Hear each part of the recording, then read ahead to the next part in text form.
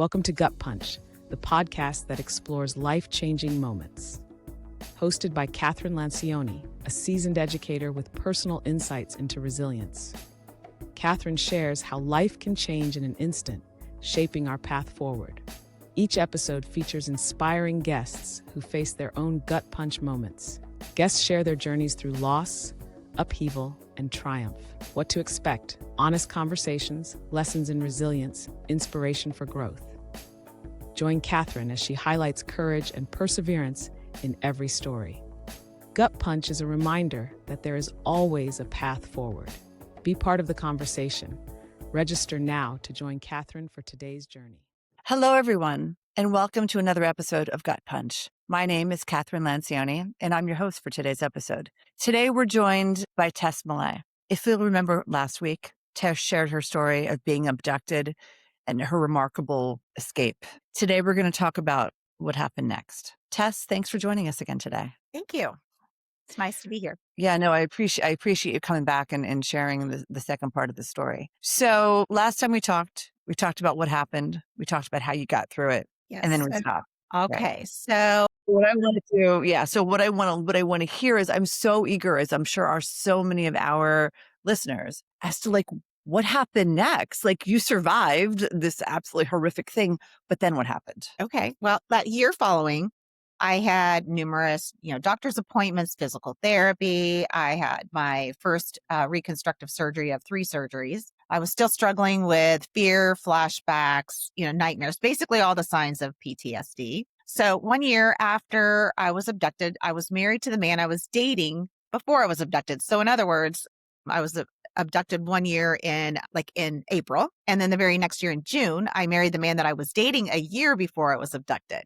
Does that make sense? Right. Okay. Because he had been great and supportive. And anyway, so I soon learned later that trauma doesn't just affect the survivor, right? It's hard on everybody who's close to us as well. So not long after we were married, he started having extreme mood swings and money started disappearing from our bank accounts and he started being gone a lot.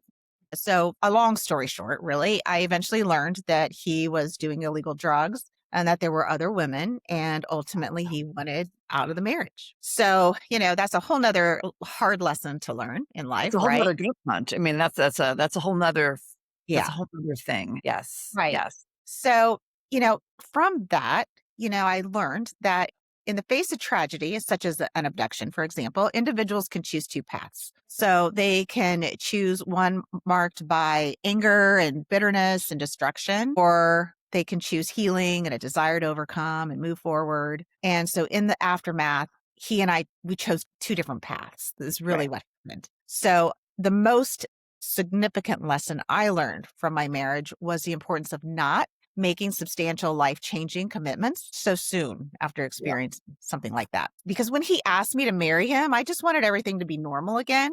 And this seemed like the next step forward. Well, you just wanted to get back to you, to get back to being Tess, get back to Tess pre this whole horrible abduction, and marrying to him, the man who had been there. It seems like the logical thing for most people to do. So I understand that.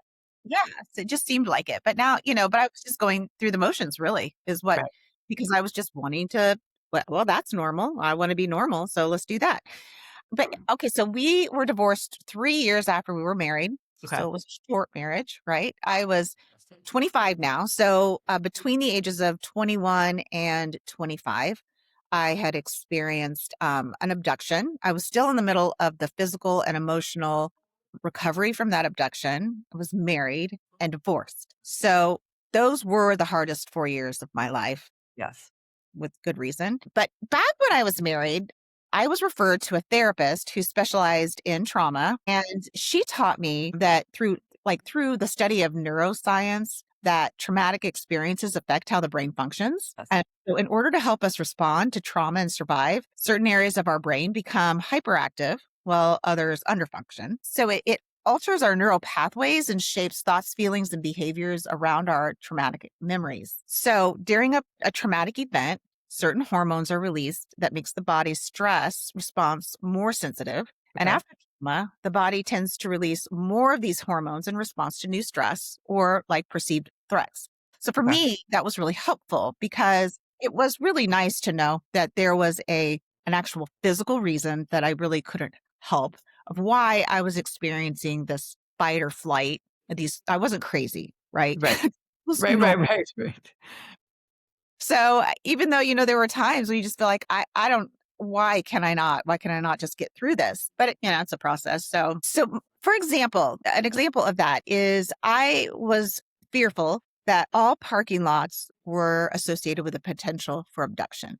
I was fearful of being in any parking lot from that moment forward. So when my counselor first told me that an abduction is not likely when you're in a parking lot, it really bothered me because I felt like, well, I don't know what are you talking about? It actually happened to me. It had happened to you, of course. Right. Yeah, right.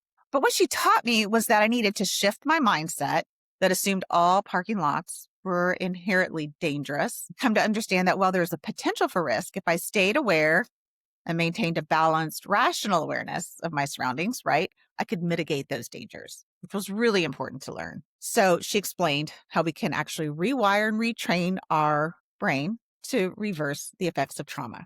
Yeah. So for me, she used cognitive behavioral therapy or CBT, right? Yeah. Because it's been proven to or to be successful for PTSD. And what is CBT exactly? Do you do actions to kind of try to rewire the brain? Is that how it works? Yes, that mixed with exposure therapy, right? So it helped me reassess and Okay. change my approach to fearful situations. It taught me to replace like the fear with healthy and rational thoughts, Okay. right? And then that's going to help rewire the neural pathways in the brain. So a year and a half after my abduction, then my therapist to use this cognitive behavioral therapy, she told me to drive back to the mall where I was abducted by myself at the same time of day, park in the same parking spot, Okay. go in the same door that I went in that day and back out to my car and leave. To So basically recreate the scenario that you had been in. yes, Okay. exactly. And it was terrifying, I'm sure it was. absolutely terrifying, but I was determined. I just really honestly, I just wanted to not be so fearful all the time. Not be afraid. Yeah. Yeah. So I did it. And then after I did that and realized, okay, wow, I did that and I wasn't abducted because I was certain that is what was going to happen. Yeah, I I understand that. wasn't abducted and I got through this. So I decided that this cognitive, this way of thinking, this new healthier way of thinking is what helped me do that. Yep. And that I wanted to adopt that as my way moving forward to heal because it worked. Yes. Right. So I came up with this little saying for myself that I lived by, and it was, if it's scary, do it anyway. Yeah. Yeah, So each, I have something similar that I live by. right? Mine is if I don't do it, I won't do it. Yeah. Oh, yes. I remember you Very saying similar. Very, it. very similar. Yeah, Yeah. exactly. These things that we have to tell ourselves to help us work through something. Yeah, So that's right. each time that I did something scary, right, and nothing bad happened, and it started with small things, and then it would grow to larger things, but nothing happened. So Just you just it's all like little micro challenges or baby steps. Like you just yes, keep moving forward. that's And then right. at some point you probably stopped and paused and were like, wait, like I just did all of that on my own. Yeah, and it's funny too because it's little things, right? But it matters. And then there's the next thing. Yeah. They're Yeah. little things, but they're big. They're emotionally they're big. They may be physically little, but emotionally they're big. And there's so much to be said for that. Yeah. Yeah, they are big. So eventually I started dating again. Okay. And that was hard because I didn't Um, trust men that I didn't know well. yeah. But eventually I mastered that. And so after spending so many years learning how trauma had changed me and working through each stage of that recovery, I finally healed. It takes time. That was one thing. How many years out are we at this point? Is this about 5 years after the whole thing happened? Well, so the PTSD and all of that was better, I would say 3 years later, Okay. which, is frustrating because I didn't want it to take 3 years, No. right? But it did take 3 years. And then there's just the more healing, just kind of each year just piles Yeah. on until Yeah. eventually, you're doing great. So I'd moved on and I would say, well, when I was 29, well, okay, no, I got divorced at 25. At 27, I would say Okay. I had worked through it, the divorce and the trauma. So I was doing better. Okay. Because at that point, I was in the mortgage business and I really loved it. And I wanted to be like strong and independent and successful businesswoman. I was single and I didn't want to have to rely on anyone. Yes. I opened up my own mortgage company because I figured out how to do that. So at 29, I opened up my own mortgage company and I was doing great. Good This for time, you. I was amazing, right? And so I'm successful, self-sufficient and all of that. And nobody guessed what my past was. Like nobody would have ever guessed. Why would they? I mean, this isn't something that we logically assume happens to people. Like this was like, Yeah. what? That's right. Yeah. So only those closest to me did I tell. And that really wasn't a lot of people. So, but here's what happened that really surprised me is that as I would share my abduction to people, the first time they would hear it, that they were interested in hearing about it and that they wanted to know more. They'd say things like, I would have never known, or Right. this like that ever happened to you. You don't look or act like someone that would happen to. Why didn't you say something sooner? People need to hear how you got through it and healed. And so I did not actively start looking for speaking opportunities, but eventually I started being invited to share my story in various settings. Yep. Well, first groups were small, right? And then over time, they grew larger. And eventually I started getting invitations to speak, throughout the US, Western Europe, Eastern Europe, and Asia. But it is funny how our lives twist and turn, right? When we're willing to step out of our comfort zone, which is something I've learned to do a lot of. Well, yeah, but there's also risk, and it can also be scary. I know from personal experience. Like Yeah. the more you put, there's that saying, to get comfortable, you have to get uncomfortable. Yeah. Which I agree with, but sometimes you put yourself out there and you're trying to do it in a very meaningful way, and sometimes it can backfire, and then it's shocking to the system. All right, Yeah. so tell me what happened. So I started speaking and I was seeing this whole new purpose. And so I closed my mortgage company after years. So I was in my 30s now. So I closed my mortgage company to pursue my passion for helping critically traumatized people. That desire grew.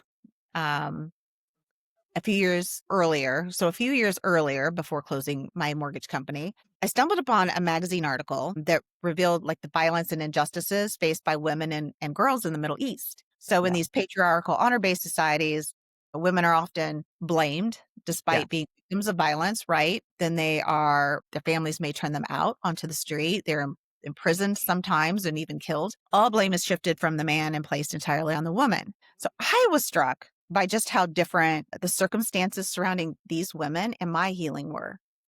Because I had family and friends and legal, medical professionals to advocate. Therapists. Yeah, you had a whole support structure. Yes. And these women didn't have any of it, none. And that really hit me hard because I couldn't even comprehend what that would be like to then be blamed for the violence that you didn't want to happen, that you tried not to happen. So that really kind of rocked my world and it changed me. So in my book, I say that I found an unexpected purpose. And I say that because, I ended up in the Middle East working with trauma survivors in the Middle East. So I started working for an organization, and the goal was to foster a deeper understanding, like among Americans, and cultural nuances, and beliefs that are prevalent in patriarchal honor-based societies. So as a director of women's training, I initiated a seminar program that aimed to spread awareness through the U.S. regarding this plight of these oppressed and traumatized. So advocating for them became this passion.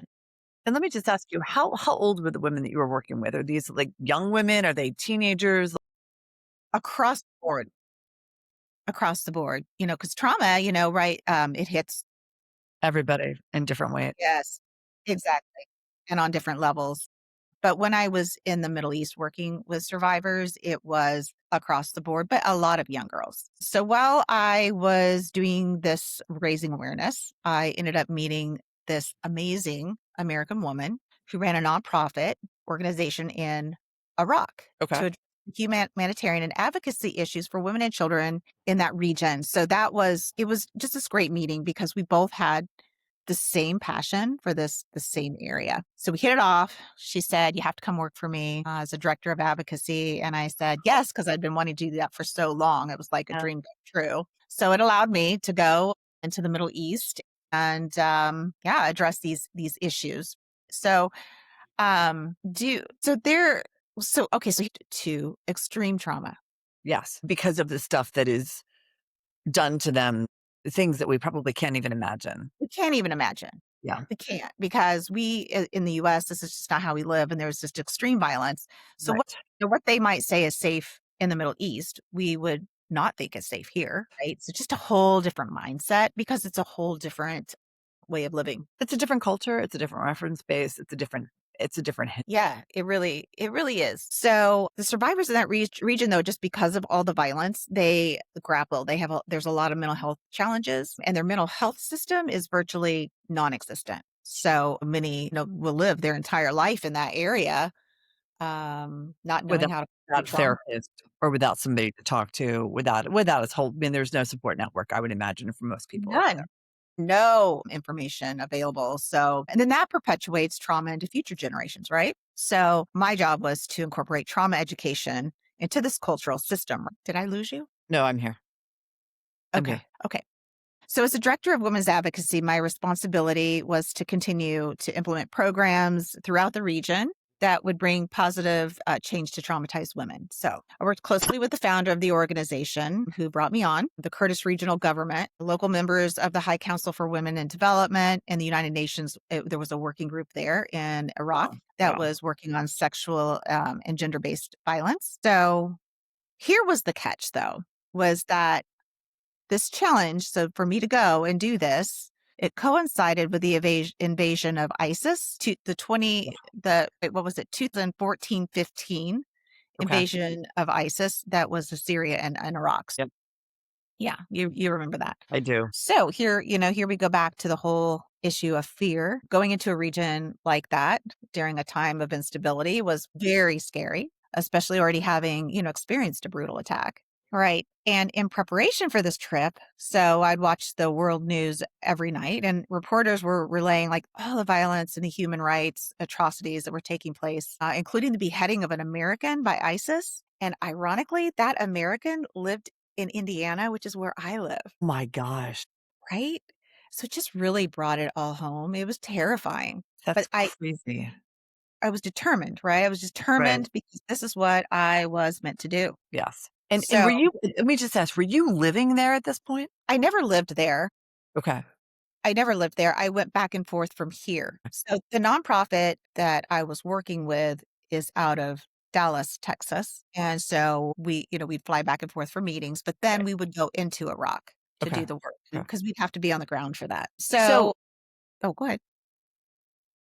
Talk us through, like, I guess, how long did you do this work for? What was it like for you? I mean, you probably relived part of what you went through when you were working with these women. What was that whole experience like for you? Well, what's interesting is that because I had worked through my trauma, I had like this connection with trauma survivors. Right. It like this innate, like I just got them, and I could feel their emotions and feel their trauma because I myself had experienced it. Yeah. But it wasn't, it was almost kind of healing, if that makes sense.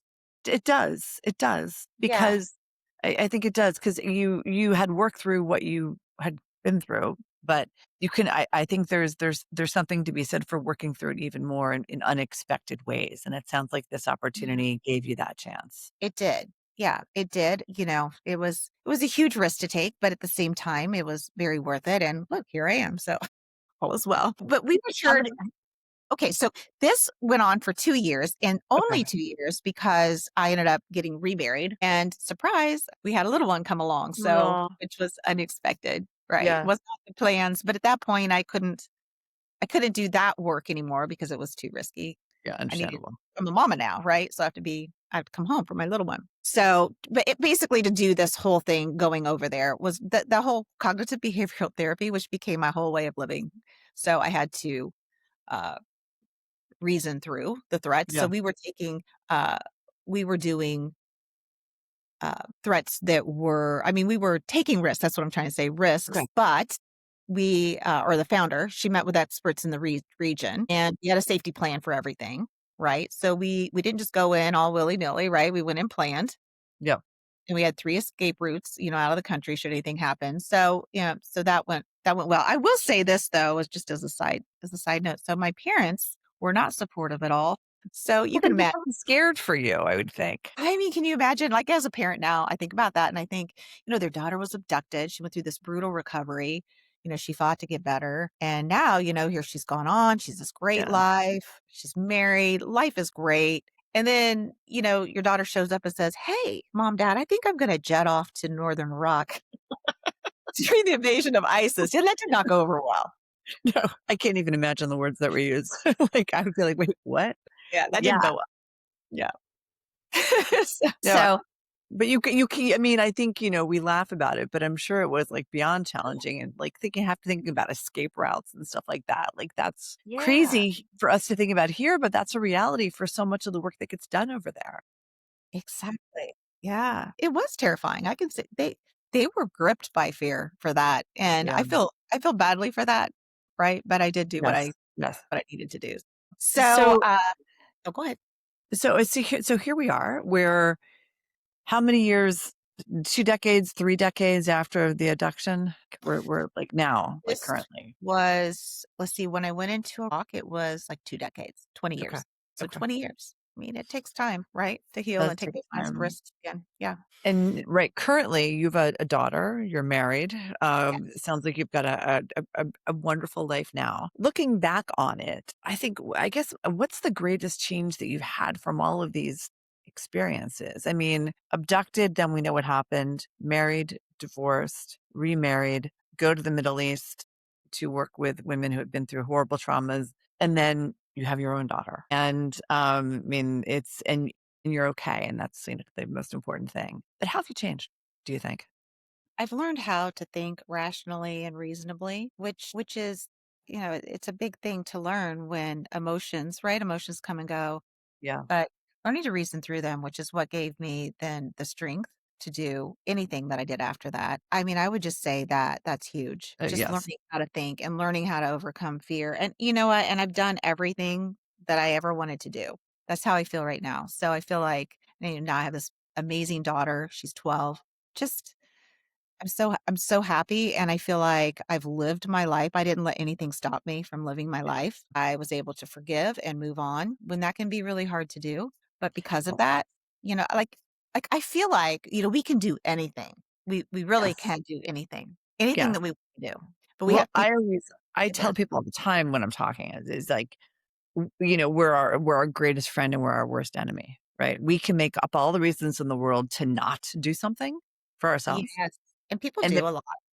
then also we have this ability to wave this magic wand and let ourselves do whatever we want to do. Like we have the power, and I think that, and you realize that, so many times from when the abduction first happened to when you went through the CBT therapy of going back to that mall and going back to that parking lot and reliving what was probably a very horrible, I mean, just trying yourself, you let yourself re-experience it, right? You didn't Yes. have to. And if you hadn't, you would have been stuck. And then you took that and you let yourself go to a part of the world, which you had never been to before, and help other women who had been through crazy stuff. And that's because you let yourself do it. And the easier path is to have forgotten about what happened and to just kind of live your life and try to compartmentalize that, put that on the shelf and pretend it didn't happen but you know that it changed you and you've accepted that.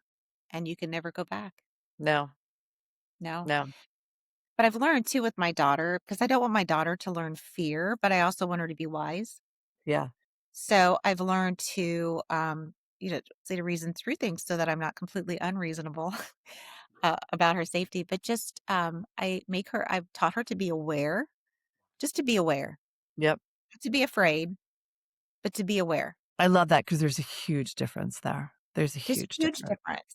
Yeah. She has a little friend, and her little friend's mom has taught her, also the same thing, be aware, but through fear. Yeah. And we had this incident where we were out one day at the mall with her, and there was a man that she felt really uncomfortable with, and she was terrified, just a complete panic attack. Yeah, and I was sure, so we left. Right. And I explained to my daughter later, we don't live in fear. No. We recognize that there's an issue, right? We don't live in fear. And then we just handle it. That's right. Awareness empowers, fear stifles. I mean, that's the thing. Like, if you're aware and you can learn to assess and evaluate and make judgments, you're empowered. If you live in fear, you just live in fear, and you come up. It's a great way to not do something is to be afraid of doing it, regardless of what the situation is. So no, I think awareness is so incredibly important in It all is. facets of life. And In after all, everything I saw too and experienced in yeah, Iraq, I realized like those survivors, they taught me something huge, that the power to survive is like woven into the fabric of our human spirit, right? It gives us the yeah, ability to heal from anything. yes, So whether we realize it or not, and we feel broken at a time, we are ultimately unbreakable. that's right. That's right. But I think a lot of people forget that. They do. They do. But, I think some people they don't want to have to relive the fear. And I understand that. That's very hard. Yes, yes, I get yes. that. But you have to be willing if you really want to heal. And you also have to be willing to let yourself move on for the people around you. I mean, I know from my own experience that, I was so focused on getting through what I went through and Yeah. just, as I getting back to being me, I kind of forgot that there may have been ramifications on everybody else Yeah. until, we were at family dinner one night kind of talking about it. And both of my kids said to me, Mom, this whole thing didn't just affect you, it affected us, Mhm. Yeah. and in different ways. And, I don't know, and I will never ask them to specify, well, how did it affect you? Like, that's not that, I don't need to know that. But just them having the awareness that it affected them, there's that word awareness, right? Having Yeah. that awareness that it affected them, that's Yeah. important. That's the lesson. And obviously it's a lesson I wish they didn't have to have experienced, but they did, and they've come out okay, just like I've come out okay, just like you came out okay. Yeah. And that's one of the reasons I wrote the book, is that I wanted I wanted survivors to know they're not alone, first of all, and find ways of healing, but also for the non-survivors, right? So many things you don't know or you don't realize, right? So basically a way of helping other people who know a survivor, they're close to one, how they can help that person work through it. But yeah. Yeah. So if anyone's listening, and there's two scenarios, they're either stuck or they have a family member or a dear friend that's stuck trying to get over something. What's your advice? My advice is dig in. That's advice. Dig in, seek the help that you need, walk through all of those doors, and just be determined to get through it, because you can if you're willing to do the hard work. That's right. I love that. Thank you. And if Tess, you just tell everyone where they can find the book and how they can get a hold of you. Okay. So my book is titled Abducted in Broad Daylight: A Survivor's Journey Through Trauma, Healing, and Finding Purpose in Unexpected Places. That is on Amazon.com. You can also find it on my website, TessMillay.com. There's a link on my site that takes you straight to Amazon. Wonderful. And people can find you through LinkedIn or through your website, I assume. Yes, and on my website, I have the Facebook, Instagram, and Wonderful. LinkedIn on there Excellent. to click on. Well, Tess, thank you so much for sharing so much of the story and so many lessons learned with us. I know I've learned a lot, and I'm sure everybody else as well. And so thanks again for being a guest. And everyone, thanks again for listening to this week's episode of Gut Punch. We'll be back next week with another exciting conversation. Bye-bye. That's it for today's episode of Gut Punch. I hope you found inspiration, because no matter how hard life hits, there's always a way forward. Make sure to follow or subscribe to Gut Punch on your favorite podcast platform. If you know someone who could use a little inspiration, share this episode with them. Thanks for listening, and until next time, stay strong. See you in the next episode.